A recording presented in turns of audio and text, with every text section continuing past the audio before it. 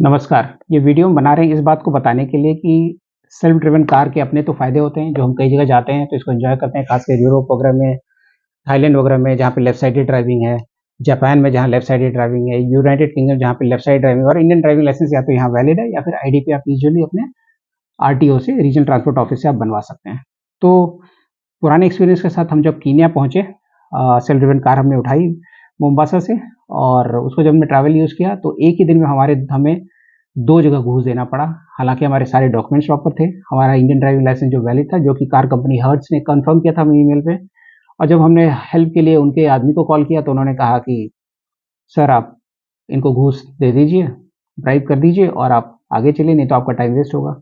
यहाँ बस आप नेगोशिएट कर सकते हैं कुछ देर के लिए कि आपके पास कितना टाइम है उस हिसाब से नेगोशिएट करके आप कम से कम घूस दें और आगे बढ़ें। इंडियन ड्राइविंग लाइसेंस उन्होंने देखा और कहा कि आपको कीनियन ड्राइविंग लाइसेंस चाहिए। देख सकते हैं आपकी पुलिस जगह-जगह खड़ी रहती है नीले कलर की ड्रेस में और ये बनी रहती है कि कहाँ टूरिस्ट को देखे और फँसा के जो है इनसे पैसे ले। हाल मेरे दोस्त ने ये भी कहा था पहले आने से पहले कि police are the biggest criminals here.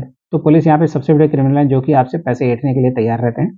खासकर टूरिस्ट से ये आपकी कैपेबिलिटी डिपेंड करता है कि आप वहाँ पे कहाँ नेगोशिएट करके आप कम से कम पैसे देके निकल पाएँ ताकि आप अपना टाइम बचा पाएँ। तो हमने कार जो मोम्बासा में ली थी, एक ही दिन में हमें 2 बार ऐसा हुआ और दूसरी बार ऐसा हुआ कि एयरपोर्ट पे जहाँ पे लिखा था फ्रेंडली सिक्योरिटी चेक, वहाँ भी कोई इशारा नहीं किया गया और पीछे से वो दौड़ता हुआ आदमी आया, बोला कि हमने आपको रुकने कहा और फिर वो पकड़ कर हमें एयरपोर्ट पुलिस पे ले गया, आप हमें देख सकते हैं इस फ़ोटो में।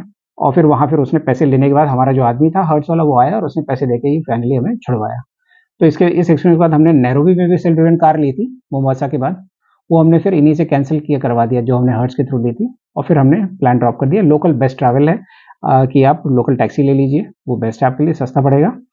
और जब हमने इतने सारे झमेले देखे, टाइम अपना वेस्टेज देखा और एफर्ट्स देखा, तो उससे हमें बेहतर लगा कि आप लोकल टैक्सी ले लीजिए या फिर उबेर यूज़ कर लीजिए अपने लोकल ट्रैवलिंग के लिए। वो सस्ता और कन्वीनिएंट आपके लिए पड़ेगा और शायद हो सकता है कुछ कंडीशंस में कहीं अगर सेफ्टी की बात आती है और रिकमेंडेशन की बात आती है लोकल गाइड की तरह, तो आपका टैक्सी ड्राइवर आपके लोकल गाइड की तरह भी काम कर सकता है और आपकी सेफ्टी के लिए भी काम कर सकता है। तो सेल्फ ड्रिवन कार आप ना लें, मेरा रिकमेंडेशन यही है क्योंकि हमारा एक्सपीरियंस बहुत ही खराब रहा अनलेस कि यूरोपियन कंट्रीज़ या फिर थाईलैंड या फिर किसी और ऐसे देश में जहाँ पे कि ये बहुत ही अच्छा होता है। और यहाँ खासकर हम लोग प्रेफ़र यूरोप वगैरह में तब करते हैं जबकि बहुत ही सीनिक एरियाज़ में आप ड्राइव करना चाह रहे हों, रोड्स बहुत अच्छी हों। तो यहाँ ज़रूरी नहीं कि रोड्स आपके बहुत अच्छे हों, कुछ जगहों पे अच्छे हाईवे बने हुए हैं लेकिन कई जगह पे खराब भी हैं।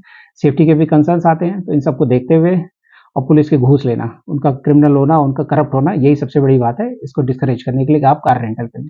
Thank you.